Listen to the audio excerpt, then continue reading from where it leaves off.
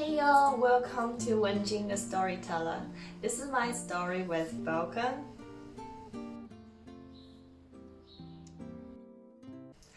As previously mentioned in the last video, my journey started from Podgorica. I met Mango and Apple in a guest house. We went to bar accidentally and then met my first Montenegro friend Marco on the train. After that, I settled down in Satomo, a little coastal town with a 2,000 population. In this video, I'm gonna talk about coffee lesson from the host, first word that I learned, and my fear of Montenegro Sunday. Lesson 1 from Balkan, how to make domestic kava. 3 facts about coffee in Montenegro. Instead of instant coffee, I observed that locals mostly go for coffee powder. To be honest, before I came to Balkans, I pretty much only know how to make instant coffee. When I first went to France, I found out that the majority is buy this type of coffee. I had no idea how to make coffee with powder, and I always thought that I have to use coffee machine to make it. You know, the kind of machine that people showing off on Instagram. And then I found out that making delicious coffee does not necessarily need a fancy machine. This type of mini pot is everywhere. I found it in the kitchen, but I didn't know what they were or how to use them.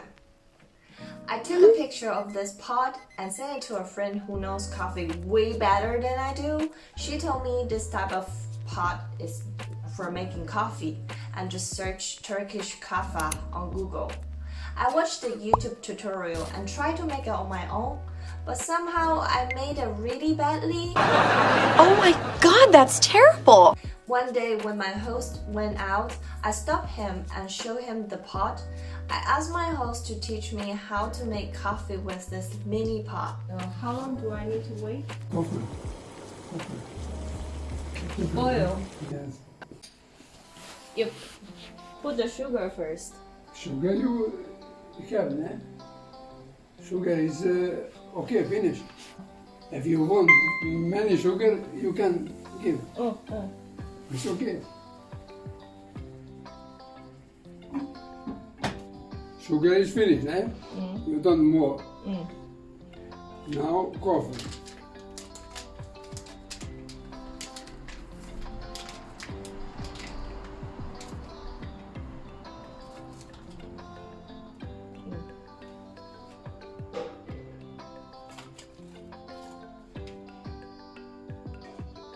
Is it, okay? 2 teaspoons of coffee. Yeah, okay. And then So now not one, but you must wait here because going. going up. And now it's finished. Now it's finished. You can Oh.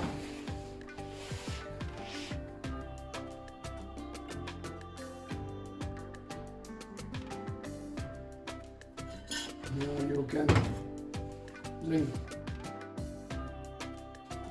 Use this to Yeah. boil the water and put sugar Sugar first, you can and then when after it's yes, boiled, you take coffee. coffee. Take many little, eh?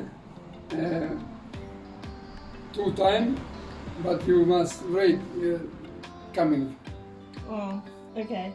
and finish. Okay.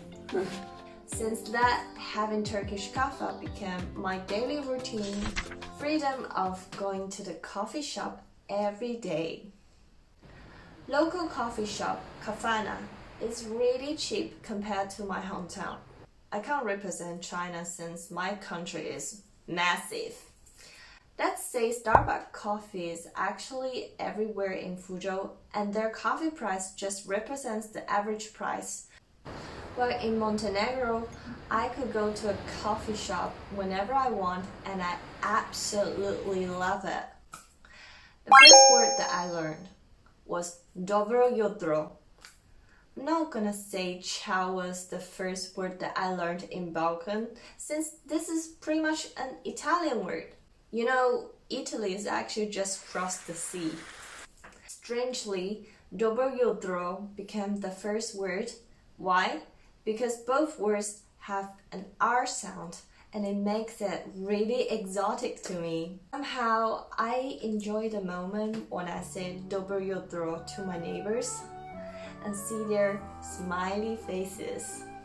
I just love the feeling of finally be able to, have a bit of interaction with locals, even if just saying good morning. I grew up in the capital city of my province, and I lived in the city center where almost nobody greeting with each other. I barely talk with people from the same building. After graduation, I was working in Shanghai, an even bigger city, but since I came to here, I felt the difference, and so far, I love it. My fear of Montenegro Sunday. Remember the first day in Satomor? That was a nightmare. No. In China, shops are pretty much open every day apart from the Spring Festival. We don't have a restful Sunday because, Chinese are workaholic. I understand that Montenegro is a much more religious country. People are taking a day off from everything, spending time with their families, hanging out with friends, or maybe just chilling out at home.